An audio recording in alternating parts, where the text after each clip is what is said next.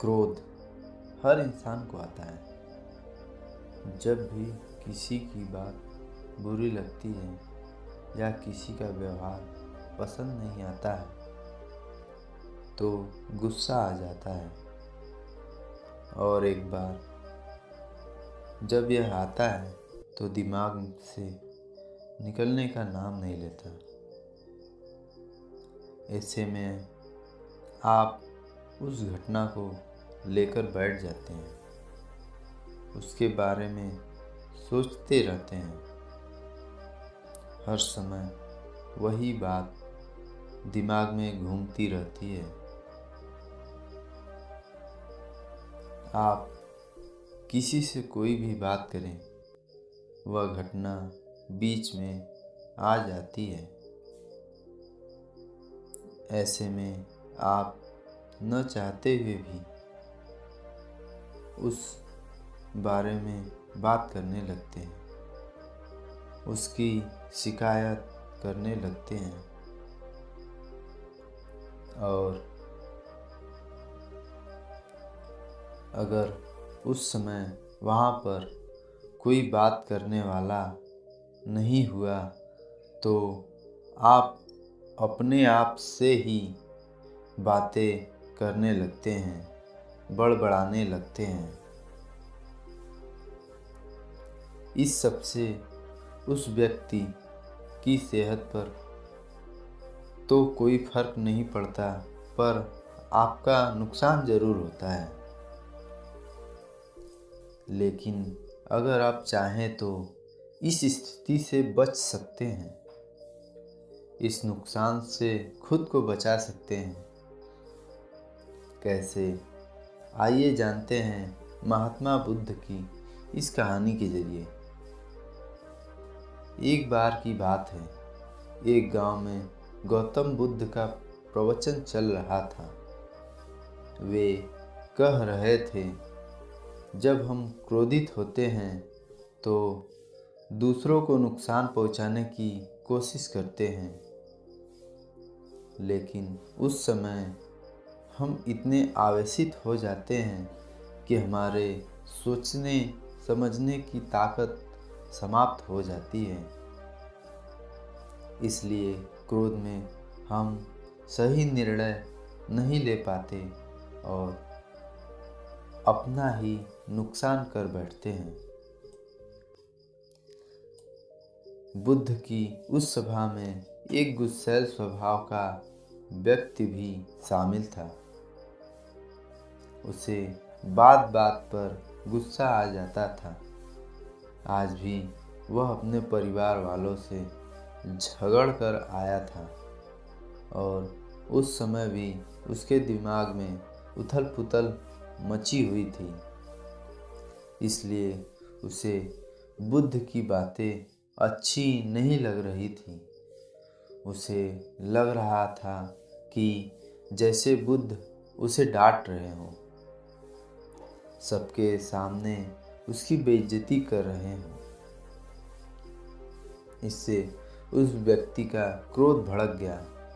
वह अपनी जगह से उठा और बुद्ध के पास जा पहुंचा।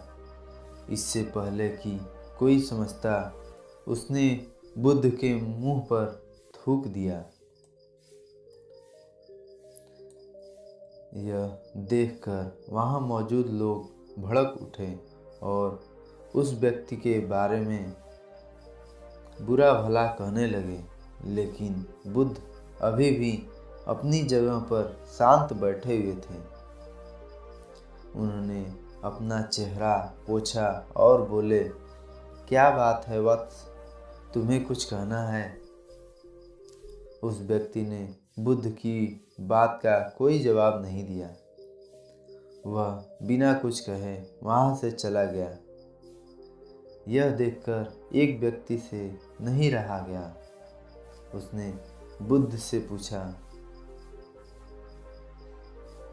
महात्मा, उस मूर्ख व्यक्ति ने आपका अपमान किया और आपने उसे कुछ नहीं कहा। उसकी बात सुनकर बुद्ध धीरे से मुस्कुराए और फिर बोले, तुमने शायद उस व्यक्ति का चेहरा नहीं देखा। वह बहुत परेशान लग रहा था। मुझे लगता है कि वह किसी चिंता से घिरा हुआ था, इसलिए परेशान व्यक्ति को क्या दोष देना। बुद्ध पर थूकने वाला व्यक्ति सभा से उठने के बाद अपने घर चला गया। वह दिन भर बेचैन रहा। उसे अपनी करनी पर पछतावा होता रहा। रात में भी वह सो नहीं पाया और बेचैनी में इधर उधर करवट बदलता रहा। अगले दिन वह फिर से बुद्ध की सभा में गया। वहां पहुंचते ही वह बुद्ध के चरणों में गिर पड़ा और रोने लगा। यह देखकर बुद्ध ने पूछा, क्या हुआ वत्स, तुम क्यों रो रहे हो? वह बोला, मैं वही दुष्ट व्यक्ति हूँ जिसने कल आपका अपमान किया था। पता नहीं कल मुझ पर ऐसा कौन सा पागलपन सवार हुआ जो मैं ऐसी घृणित हरकत कर बैठा। मुझे क्षमा कर दें। बुद्ध बोले, कल की बातें तो समाप्त हो गई हैं वत्स। कल के बारे में आज क्या सोचना। अगर मैं उस घटना के बारे में सोचता रहता, क्रोध करता, तो उससे मेरा दिल दुखता। तुम्हें उससे कोई फर्क नहीं पड़ता, इसलिए बुरी घटना को याद रखना कोई समझदारी की बात नहीं।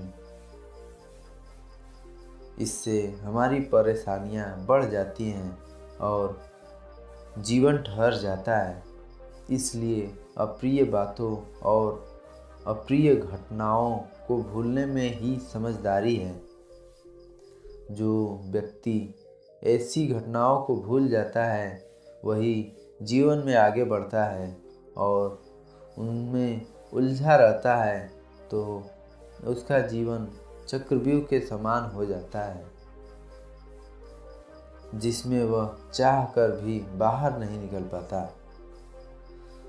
दोस्तों, गुस्सा करना बिल्कुल ऐसा होता है कि जहर तो आप पिए और कामना करें कि मर सामने वाला जाए। इसलिए जब भी आपको गुस्सा आए तो इस बात को ध्यान में रखें, अगर आप किसी से नाराज़ होते हैं और रूठ कर चुपचाप बैठ जाते हैं तो आप अपना ही नुकसान करते हैं। इससे आपके समय का तो नुकसान होता ही है और आपके शरीर का भी नुकसान होता है। इसलिए अप्रिय बातों और अप्रिय घटनाओं को लेकर बैठना कोई हल नहीं है। बेहतर है उन्हें भूलकर आगे बढ़ें। तभी आप जीवन के प्रवाह के साथ अपने आप को जोड़ पाएंगे और जीवन का आनंद ले पाएंगे। हम में से ज़्यादातर लोग यही समझते हैं कि हमारे दुखों का कारण कोई दूसरा व्यक्ति है। जब हम ऐसा मानते हैं तो हम अपने स्वयं नियंत्रण की कमी और अक्षमता को अनदेखा कर देते हैं। वास्तव में ये हम पर निर्भर करता है कि हम दूसरों के द्वारा प्रदान की गई नकारात्मकता को स्वीकार करते हैं या नहीं। अगर हम नकारात्मकता को स्वीकार करते हैं तो हम अपने पैरों पर कुल्हाड़ी मारते हैं, और जब हम उसे अस्वीकार कर देते हैं तो घृणा, क्रोध, हिंसा हर किसी से मुक्त हो जाते हैं।